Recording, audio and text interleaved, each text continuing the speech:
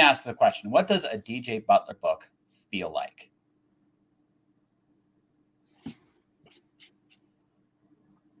What does it feel like? What does it feel like when I read your book? What does it feel like? That's an interesting question.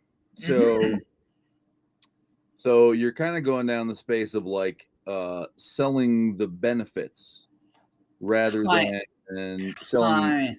Kind of. I'm definitely going down a selling route because I want to go back because here's the thing, and this is what I realized. This is what I realized.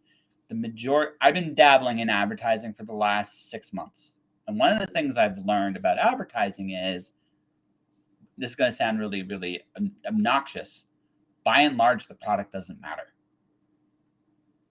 I think there's a very real element of that. Oh, no, there is. But it sounds obnoxious when you first hear it until you actually really look at it closely. What I'm selling to you. Let's say I was going to, let's say I take you on as a client. What I would be looking at with you is I would look at what is the best potential stories that we would tell inside of an hour. I would create a micro ad to tell that story. Why? I want people to have an authentic sense of who you are, but more importantly, I want you to convey a story or a feeling to the audience because that feeling is what's going to connect them to you. Now, when you look at Stephen King, what does a Stephen King novel feel like? What does a J.K. Rowling novel feel like? What does a Jonas Saul novel feel like? What does a Alana Andrews novel feel like? What do these really big best-selling authors feel like?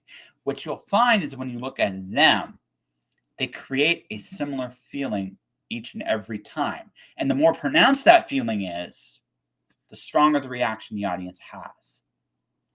So I think that's not a complete story either. I mean, very famously, both Rowling and before her, Stephen King, tried the experiment of okay, I'm going to write a book under a different name to try to prove that hey, it's my writing skills that caused me to become a mega bestseller, not anything else. And if I write under the name of Richard Bachman, or I forget what the name is that Rowling wrote under. It was a male name. I can't remember what it was. It was yeah, it was a male name. But I can't remember what it was. Yes. To prove that, hey, it's my writing skills. And guess what? It wasn't. No, it wasn't. So it's really, you know, at a certain point, what's driving people to buy is their feelings associated with the name and the brand.